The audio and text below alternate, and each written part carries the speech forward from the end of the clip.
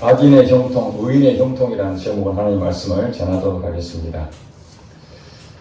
여러분들이 학교를 다녔을 것입니다. 국영수가 가장 중요하다고 그렇게 말합니다. 왜냐하면 좋은 학교를 가기 위해서는 국영수를 잘해야 됩니다. 그러나 국영수 못지않게 우리가 또 배우는 과목이 있습니다. 도덕과 윤리입니다. 그것은 그렇게 중요하게 여기지 않습니다. 그러나 우리가 사회생활을 할 때에 가장 중요한 것은 이 도덕과 윤리 내용입니다. 그저 우리는 정답을 찾아서 그것을 앵무새처럼 외우고 또 그것을 지식으로 알았는지 모르지만은 우리 삶에 가장 중요한 것이 바로 윤리 도덕입니다. 특별히 어렸을 때부터 우리는 정직하게 살아라 그런 교육을 받습니다. 정직하게 살아라. 마음이 바르고 고든 것을 정직이라고 그럽니다. 남을 속이지 않고 바르게 행동하는 것이 바로 정직입니다. 이 정직은 우리 사회 질서의 가장 기본적인 것입니다. 마땅히 해야 될 일입니다. 그럼에도 불구하고 이 사회는 정직한 자가 그렇게 많지 않습니다. 사실은 이 사회의 질서를 유지하기 위해서 가장 기본적인 것이 정직인데 정직하게 행하지 않음으로써 이 사회는 혼란이 오고 또 무질서한 사회가 되고 있는 것입니다. 하나님께서도 이 정직한 자를 매우 귀하게 여기고 계십니다. 그렇기 때문에 우리가 이 정직이라는 것은 결코 소홀히 여길 수가 없습니다. 국영수를 잘해서 좋은 학교를 갈 수 있을지 모르지만 아무리 좋은 학교를 졸업해도 이 윤리 도덕에 대해서 바로 정직하지 못한 사람이 되면은 결국 그 사람은 결과는 사망에 이르고 맙니다. 파멸에 이르고 맙니다. 남을 속이고 부정직한 행동을 함으로써 본인은 더 높은 자리에 올라갈지 모르지만은 결국의 끝이 좋지 않다는 것을 우리는 이 사회를 통해서 경험할 수 있습니다. 특별히 점에서는 우리가 인생 살아가는 데에 어떻게 정직하게 사는 것이 바르게 사는 것인가, 우리의 삶 속에서 바르고 좋은 길을 우리에게 안내해주는 교훈 책입니다.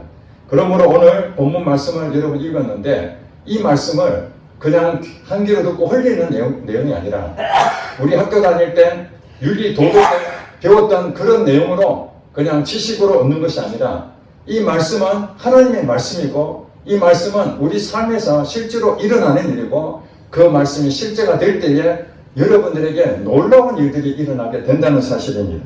자, 우리 본문을 볼까요? 본문 21장 2절에 뭐라고 얘기합니까?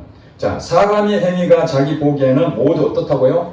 정직하여도 여호와는 마음을 감찰하시느니라. 그러니까 사람이 어떤 행동을 합니다. 그것은 마음으로부터 나타나는 것이 우리 행동이거든요. 그런데 자기 보기에, 자기 소견에 옳은 대로 행동한다는 것입니다. 자기가 볼 때 정직하다고 보는 것입니다. 내가 지금 결정하고 내가 판단하고 내가 선택하는 것은 다 옳다. 그렇게 생각하는 것이요. 그것 때문에 서로가 치열하게 지금 다툼이 일어나고 갈등이 일어납니다. 진보냐 보수냐 이걸로 인해서 자기가 선택한 것이 옳다고 생각하니까 그것이 바른 길이다. 그러니 그것이 아닌 다른 것을 주장하면 틀렸지 않습니까? 그러니까 치열하게 싸우는 것입니다. 그러나 우리가 성경에 보니까 뭐라고 얘기하면 모두 자기가 맞다고 생각할지라도 그것이 다 정답이 아니라는 것입니다. 왜냐하면 여호와는 마음을 감찰하시느니라. 마음을 본다는 마음. 마음이 어떤 상태인지를 다 알고 계십니다. 그가 자기 이익을 위해서 그쪽에 서 있는지 아니면은 정말 순수한 마음으로 나라를 사랑하는 마음으로 정말 그 자리에 있는지 아니면 자기의 돈 때문에 있는지 아니면 사람들에게 인기를 얻기 위해서 사람들 얼굴 보이려고 그 자리에 있는지 겉은 멀쩡해서 서로 모르지만은 그 마음 상태는 하나님께서 면밀하게 감찰, 여러분 감찰이라는 거 알잖아요. 아주 구석구석이 그것을 살펴보는 겁니다. 그래 감찰부에 걸리게 되면은 그냥 넘어가지 않잖아요. 그것을 제대로 했는지 수행했는지 꼼꼼하게 확인합니다. 하나님께서 우리의 마음 상태를 어떻다고요? 꼼꼼하게 확인을 합니다. 즉 말해서 정말로 진심으로 정직하게 하고 있는지 아니면 자기 이익을 위해서 남을 속이면서 하고 있는지 이렇게 보는 것입니다. 또 잠언서 16장 2절에 보면은 사람의 행위가 자기 보기에는 깨끗하여도 여호와는 심령을 감찰하시느냐, 비슷한 말이죠. 그러니까 우리가 정직하다, 그 말은 다른 말로 말하면은 깨끗하다. 여러분, 정의롭고 이렇게 정직한 행동하는데 뭐 걸림기 뭐가 있겠습니까? 부정직하고 불의할 때 뭔가 찝찝하잖아요. 양심의 가책을 받잖아요. 그런데 깨끗하다는 것은 정직하게 행동하게 되면은 두 다리 쭉 뻗고 잠을 잘 수가 있습니다. 그래서 하나님께서는 3절에 보니까 이 정직이라는 부분을 또 다르게 표현합니다. 공의와 정의를 행하는 것은 무엇 드리는 것보다, 제사 드리는 것보다 여호와께서 기쁘게 여기시느니라. 자, 오늘 우리가 이렇게 제사를 지냅니다. 하나님께 예배를 드리는 겁니다. 하나님을 경배합니다. 하나님을 높여드립니다. 이게 얼마나 귀한 일입니까? 일요일날 놀러 갈 수도 있고 참 볼일도 볼 수 있고 좀 휴식을 취할 수도 있는데 이렇게 시간을 맞춰서 함께 예배 드리는 이 한 시간이 하나님 보실 때 얼마나 귀한 일입니까? 하나님께서 예배 드리는 자를 한 귀하게 여기신다고 성경에도 말씀하지 않습니까? 그 예배 드리는 것이 그냥 헛된 것이 아닙니다. 정말로 우리의 거룩한 산제물로서 드려지는 이 예배가 바로 영적 예배 아닙니까? 그렇기 때문에 이 예배는 하나님께 받으시는데 오늘 본문에 보니까 공의와 정의를 행하는 것이 우리가 하나님께 드리는 이 예배보다도 하나님께서 더 기쁘고 귀하게 여기신다는 거예요. 그러면 여기 답이 나왔잖아요. 이 공의와 정의를 행하는 것이 무엇입니까? 정직하게 사는 것입니다. 마음을 바르게 하고 곱게 여러분들이 거기에 여러분들이 힘쓰면은 하나님께서 예배 드리는 것 이상으로 하나님께서 그것을 귀하게 보신다는 것입니다. 여러분, 하나님이 기쁘시다는 것은요, 우리가 믿는 하나님 앞에 무언가 해줄 것이 아무것도 없는데 하나님이 나 때문에 기쁘시다는 것은요, 야, 엄청난 하나님께 내가 은혜를 갚는 일 아닙니까? 하나님이 기쁘시다는 것은 나도 기쁘잖아요. 우리 부모님이 기뻐하면은 우리 자식들도 기쁘지 않습니까? 부모가 슬프고 부모가 불행해하고 나 때문에 속상해하면은 나도 미안하고 부끄럽고 수치스럽고 그런데 나로 인해서 부모가 기쁨을 얻고 나 때문에 부모가 즐거워하면은 나도 기쁘잖아요. 그렇습니다. 우리가 공의와 정의를 행하는 것, 이 정직하게 행동하는 것이 하나님께는 기쁨이 된다는 사실입니다. 그러니 우리 예수 믿는 사람들은 이 정직을 포기할 수 있습니까? 포기할 수 없습니다. 그런데 문제는 무엇입니까? 이 정직하다는 것은요, 눈에 잘 보이진 않습니다. 그것으로 사람들이 인정을 해줘야 되는데 그거 쉽게 드러나지 않습니다. 정직하게 행동함으로 오히려 사람들한테 호구 소리도 듣고 바보 소리도 듣고 어리석다고 그런 얘기도 들립니다. 미련하다고 그렇게 말합니다. 사회생활을 그렇게 융통성 없이 그렇게 정직하게 살아서 너가 무슨 이득을 얻을 수 있겠는가? 그런 지탄도 받습니다. 그렇기 때문에 우리는 이 정직한 그 자체가 때로는 당장의 어떤 결실이 나타나지 않으니까 하나님 앞에 원망할 수가 있습니다. 하나님, 내가 바르게 살려고 하는데 오히려 더 사람들로부터 핍박을 받고 좋지 않은 그런 얘기를 듣고 하나님, 제가 이렇게 사는 것이 맞습니까? 사람들처럼 적당하게 타협도 하고 눈속임도 하고 남들 한 만큼 이렇게 따라가도 되는데 굳이 타협하지 아니하고 세속에 물들지 아니하려고 하는 그 애쓴 것 때문에 오히려 내가 손해를 보고 희생하는 이걸 하나님 아시지 않습니까? 그러나 오늘 말씀 뭐라 그럽니까? 공의와 정의를 행하는 것, 정직하게 행하는 것은 여호와를 기쁘시게 한다는 것입니다. 여러분이 이 말씀을 믿으셔야 됩니다. 당장에는 효과가 눈에 보이진 않지만 결국에는 정직한 자가 하나님께서 그에게 보상을 주신다는 사실입니다. 그리고 4절에 한번 볼까요? 여러분 4절 다 같이 한번 읽어보겠습니다. 시작. 눈이 높은 것과 마음이 교만한 것과 악인이 형통한 것은 다 죄니라. 여러분, 정직하지 못하고 부정직하고 불의한 이런 부분에 대해서 오히려 세상은 더 잘 되는 것을 보게 됩니다. 정직한 자가 더 복을 받아야 되는데 정직한 자가 오히려 손해보고 부정직한 자, 불의한 자가 남을 속였는 사람들이 오히려 더 잘 되는 겁니다. 눈이 높은 것이 무엇입니까? 욕심을 부리는 것이요. 탐욕을 가지는 것이죠. 출세욕이 있는 것입니다. 그러니까 출세욕이 있으니까 남들보다는 더 높은 자리로 올라가려고 막 그런 마음을 힘쓰는 거 아니겠습니까? 그래서 분수를 모릅니다. 그 사람이 가진 수준인 만큼 그렇게 생각해야 되는데 그 수준 이상으로 자꾸 더 많은 것을 얻으려고 하니까 눈이 자꾸 높아지는 것입니다. 눈이 자꾸 높아지는 것은 좋은 것이 아닙니다. 눈높이를 해야 됩니다. 자기 눈높이. 믿음도 그 정도밖에 안 되는데 더 큰 믿음으로 자꾸 자기는 생각하는 겁니다. 나는 이 정도면 신앙생활 잘하고 있어. 남들보다 내가 그래도 더 높은 지위를 가지고 있어, 직분을 가지고 있으니까 저 사람보다 나는 하나님 앞에 더 큰 상급을 받고 있을 것이야. 눈이 자꾸 높습니다.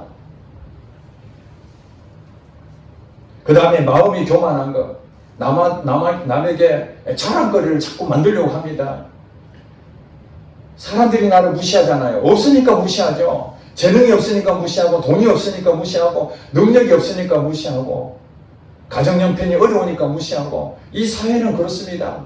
없으면 자꾸 짓밟습니다. 약해 보이면 그 사람을 눌러버립니다. 무시합니다.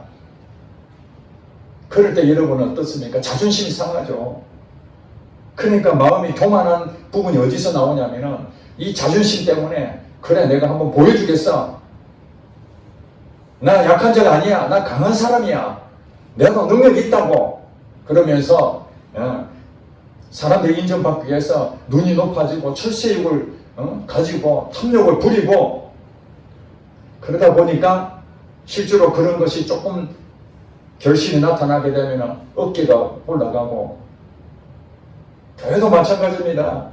아무것도 없었을 때는 그저 엎드리고 참 이렇게 순종하고 자세가 낮은 자세가 있는데 교회가 또 부흥하고 사람들이 존재 가치를 알아주면은 연합회나 이런 데 가서 높은 자리에 올라가려고 그러죠. 밑에서부터 꾸준히 일을 다 배워가지고 단계별로 이렇게 해서 회상을 해야 되는데 자기 수준에 맞지 않는데도 빠른 시간에 올라가려고 중간에 생각하고 그냥 돈을 쓰고 사람들 잘 구슬려 가지고 바로 그냥 회장 자리에 올라가려고 합니다. 회장 자리에 올라가서 인정을 받고 명함을 내밀면 그래 연합회 회장 출신이다 그러고 난 다음에 그 다음에 또 임원이 끝나면은 다시 섬기는 자리로 돌아가야 되는데 그것이 이제 자기의 모든 목적을 달성했기 때문에 그걸 이제 그만두고 딴 데 가서 또 높은 자리에 올라가려고 합니다. 교회를 다니는 사람들조차도 마음이 교만한 사람들이 얼마나 많은지 모릅니다. 자기는 겸손하려고 그런답니다. 자기는 명예욕이 없다고 그럽니다. 그런데도 그 자리에 기웃거리고 그 자리에 가서 높아지는 것에 대해서 거절하지 아니하고 그것을 덥석덥석 받아먹습니다. 속이는 것이죠. 그리고 악인이 형통한 것은 어떻다고요? 다 죄다. 여러분 눈이 높은 것과 마음이 교만한 것, 악인이 형통한 것은 성경에 보니까 그것이 다 죄라고 그렇게 말합니다. 여러분 주변에 불신자들 또 교회를 다닌다 하지만은 믿음으로 살지 아니하고 부정직하게 행동하고 불의한 행동한 모든 사람들 통틀어서 그들의 형통하고 잘되고 막힘이 없이 우리가 볼 때 야 정말 대단하다 인정받을 만한 그런 사람을 부러워하지 마시기 바랍니다. 오늘 본문에 뭐라 그럽니까? 그것이 다 죄라는 것입니다. 하나님이 공급하시는 그 재물을 얻어야 그것이 축복이지 자기 머리를 써서 불의한 것으로 남을 속여서 얻은 재물들은 그것은 다 저주입니다. 그래서 악인의 성공은 저주입니다. 의인의 성공이 축복이지 악인의 성공은 저주입니다. 그렇기 때문에 누가 잘못된 방법으로 뇌물을 쓰고 사람을 구슬려서 그 순간적으로 타협을 해서 그것을 실적을 더 높이고 또 자리를 더 높은 자리에 올라가는 것 때로는 나는 정직하게 행하고 타협하지 아니하고 정말 어리석게 하나님 말씀 때문에 오늘 이 주신 그 말씀 때문에 내가 정직하게 행해야지 하나님이 그걸 기뻐하시지 그 마음으로 살았는데도 여전히 나는 가난을 면치 못하고 진 것도 못하고 이랬을 때에 이 악인의 형통이 얼마나 부러운지 모릅니다. 야, 차라리 예수를 안 믿고 그랬었으면 그만 적당하게 눈 감고 타협할 수 있었으면 나도 그 재물을 얻을 수 있었는데 나도 강남에 아파트 하나 마련할 수 있었을 텐데 내가 그거 그냥 하나님 믿는 것 때문에 손해보고 하다 보니 여전히 지금 전셋집을 못 면하고 있구나 이렇게 원망할 수 있지 않겠습니까? 그러나 여러분 거기에 현혹되면 안 됩니다. 그것은 다 죄라는 거예요. 결국 하나님께서 그 재물을 다 거두가십니다. 강남 아파트에 살고 있어도 하나님께서 그것을 천사를 보내셔서 훅 불어버리면은 그 아파트는 흔적도 없이 사라져버립니다. 내가 소유했다고 내 것이 아닙니다. 하나님이 내게 맡겨줘야만 그것이 내 것이지 하나님 맡겨주지 않는 것은 내 것이 하나도 없습니다. 모든 것이 공중에 날아가는 것들이 되는 것입니다. 자, 하나님께서 우리에게 주시는 말씀이 있습니다. 어떻게 하면은 풍부해질 수 있느냐. 5절에 보니까 부지런한 자의 경영은 풍부함에 이를 것이나 조급한 자는 궁핍함에 이를 따름이니라. 여러분 이 말씀을 마음에 새기시기 바랍니다. 이 부지런한 자의 경영, 부지런한 자, 성실한 사람입니다. 이 부지런한 자라는 그 의미의 원어의 그 의미가 뭐냐면은 큰 그 물통 있지 않습니까? 큰 물통에 작은 바가지, 쪽박이라고 그러죠. 그것으로 이렇게 한 번씩 한 번씩 이렇게 퍼날리는 겁니다. 한꺼번에 물을 담는 것이 아니라 큰 물통에 이렇게 한 번씩 한 번씩 이렇게 담는 것이죠. 그러면 시간이 많이 걸리지만은 이렇게 매번 하다 보면은 결국에는 그 물통에 가득 찬다. 이런 의미에서 이 부지런하다는 것은 단번에 뭔가 이루는 것이 아니라 꾸준하게, 성실하게 그걸 계속 하다 보면은 어떤 일이 생긴다고요? 바로 풍부함에 이를 것이다. 여러분 빨리 가려고 하지 마시기 바랍니다. 이 성경이 뭐라 합니까? 조급한 자는 어디에 이른다고요? 궁핍함에 이를 것이다. 조급함, 빨리 출세하려고 그러고 남보다 빨리 가려고 하고 남보다 실적을 빨리 내려고 그러고 이런 것들이 당장에는 많은 것을 얻을 것 같이 보이지만은 저도 사업을 해봤습니다만 정말로 매출이 올릴만한 그런 거래처하고 계약했는데 돈을 못 받으니까 돈을 떼이게 되잖아요. 그동안 벌어놓은 거 그냥 홀라당 다 없어져 버리는 거예요. 거래처 하나 잘못 만나가지고 망하는 사람이 얼마나 많습니까? 하나님이 좋은 거래처를 만나게 해서 부도가 나지 아니하고 돈도 떼이지 않고 정상적으로 들어와야 내 돈이 되는 것인데 거래만 했다 해서 큰 실적이 올렸다 해가지고 그걸 자랑할 것이 없습니다. 그들이 그 회사가 언제 넘어질지 아무도 모릅니다. 하나님이 그 회사를 불어버리면 나에게도 영향을 미치는 것입니다. 그러니까 우리가 빨리빨리 뭐 그런 마음으로 조급하게 뭔가 이루려고 하면은 반드시 실수하게 되어 있습니다. 무리수를 두게 되어 있습니다. 그렇지 않습니까? 단계를 밟고 올라가야 되는데 그 중간중간에 빨리 올라가려니까 막 그냥 불안하잖아요. 조급하잖아요. 그래서 오히려 패가망신하는 사람이 훨씬 많습니다.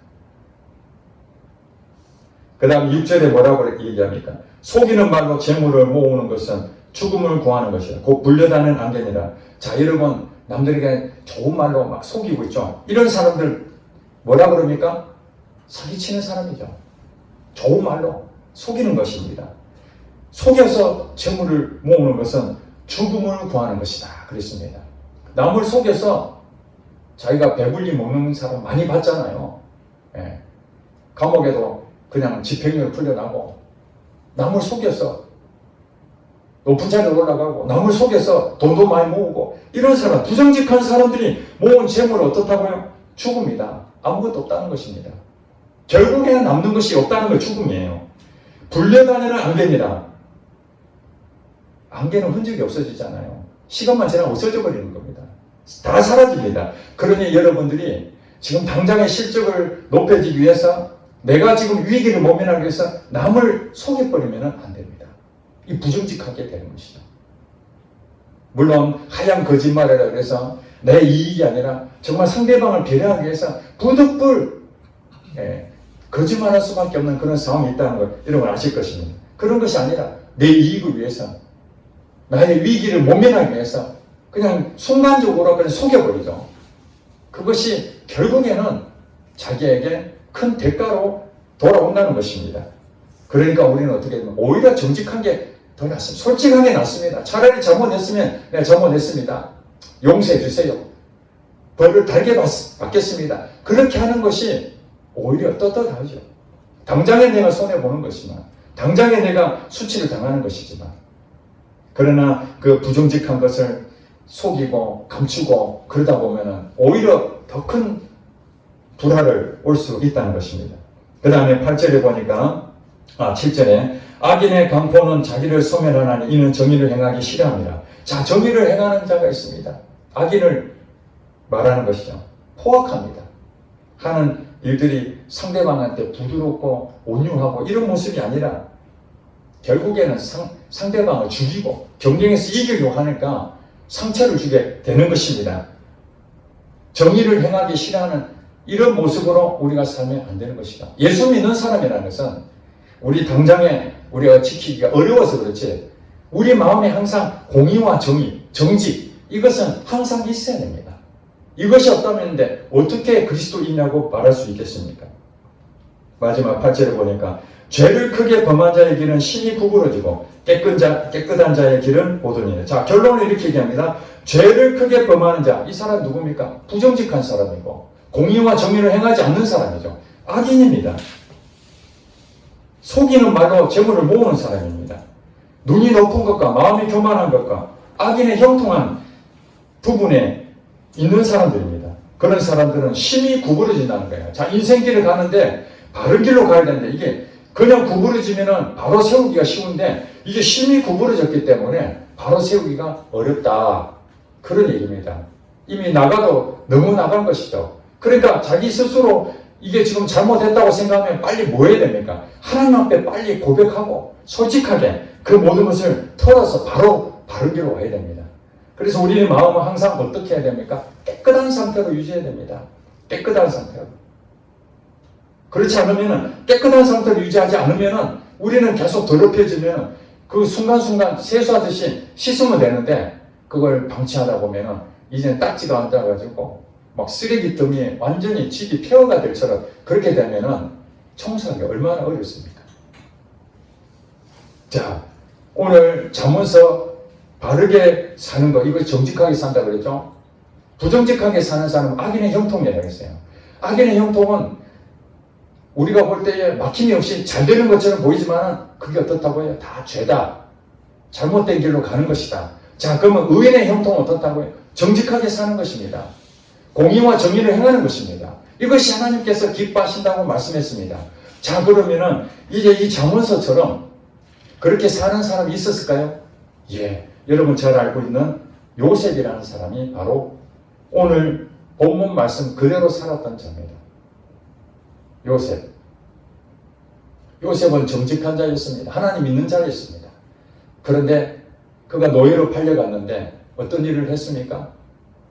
성실하게 그 노예 생활을 열심히 했습니다. 오늘 요셉이 열심히 살았던 것이 5절에 나오잖아요. 부지런한 자의 경영은 풍성히 이룰 것이요.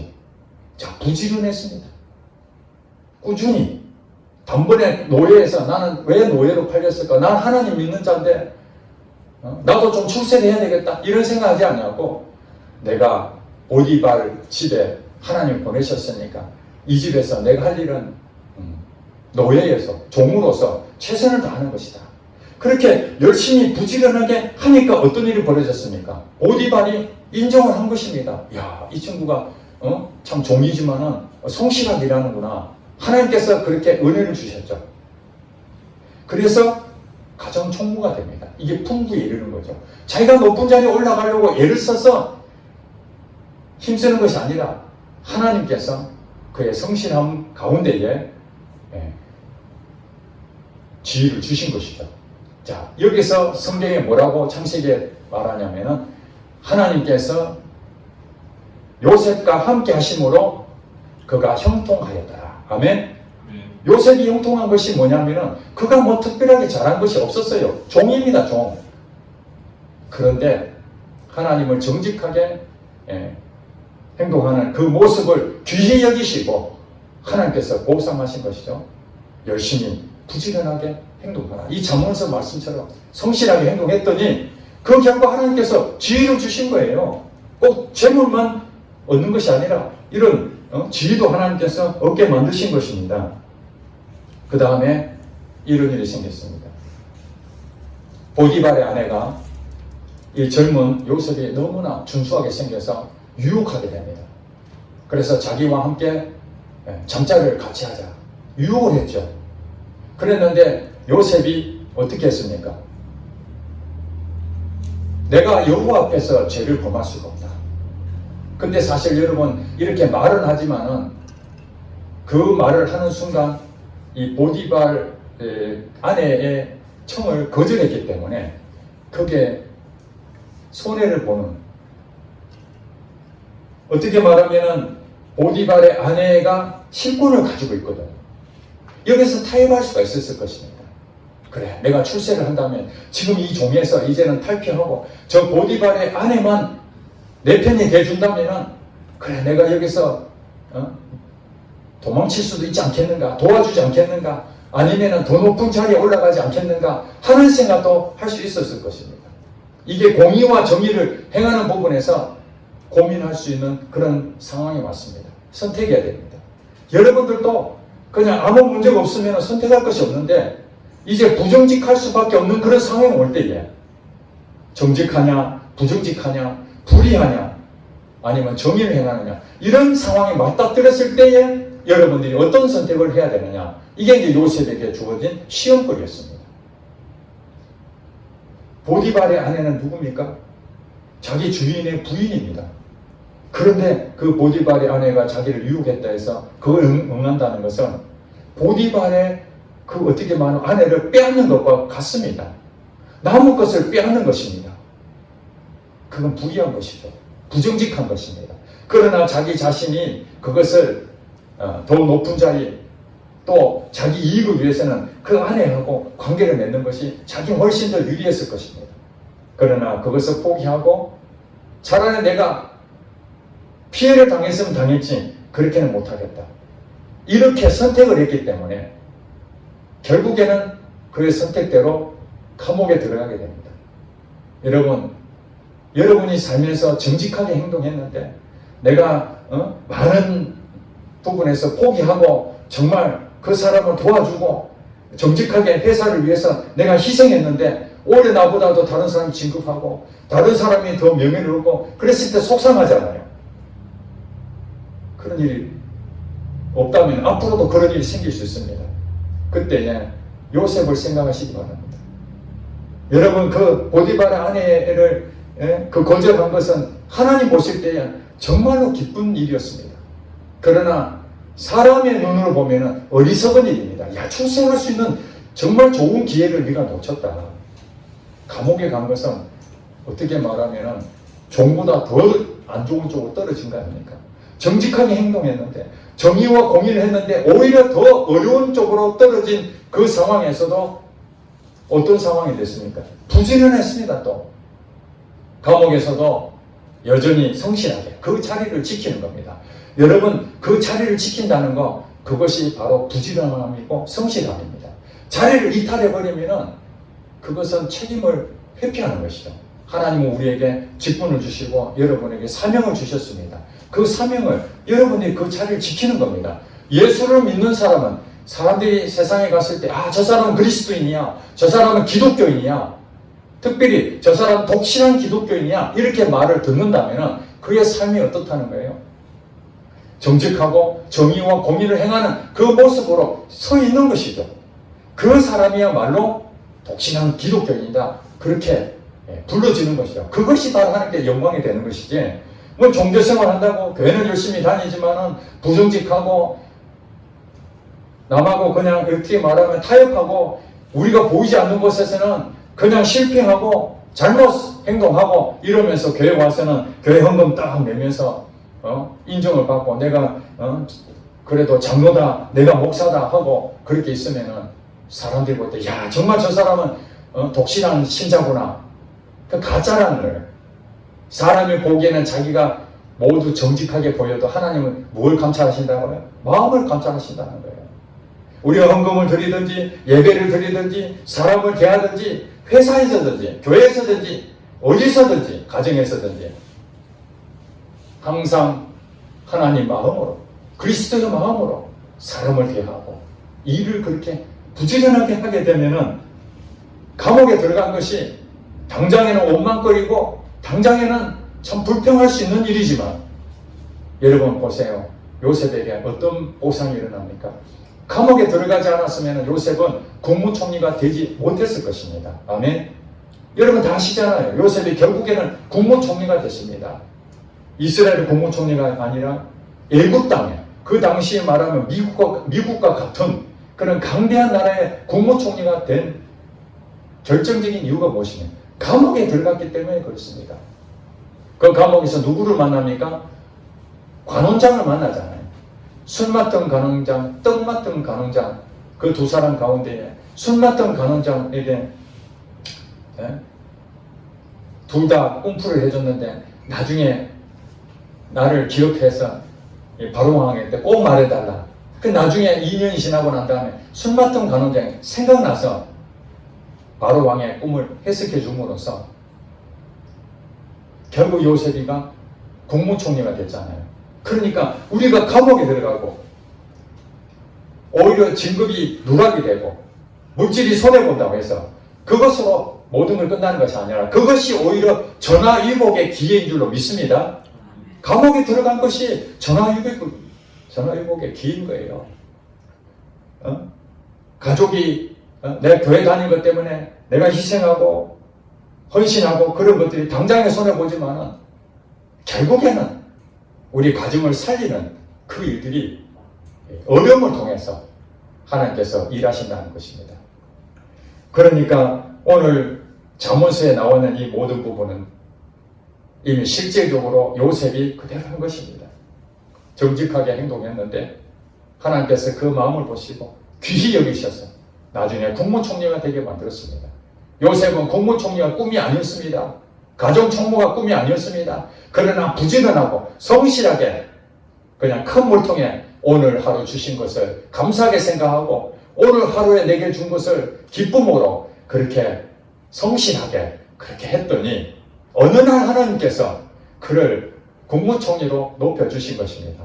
여러분들도 어느 날 갑자기 지금 아무것도 보이지 않지만 정직하게 행동하고 정의와 공의를 계속 그 마음을 품고 가다 보면은 믿음의 길, 그 길을 가다 보면은 언젠가는 여러분의 그 마음을 하나님께서 아시서 하나님의 때에 하나님의 높여지는 그런 일이 있을 것입니다. 아멘. 우리 모든 성도님들은 악인의 형통을 부러워할 것이 아니라 바로 의인의 형통이야말로 이것이 성공하는 것입니다. 요셉처럼 하나님께서 함께 할 때에 하나님 보호하시고 어려움이 있다 할지라도 하나님께 감사하고 넘치는 복으로 충만하시기를 주의 이름으로 축복합니다. 기도하겠습니다.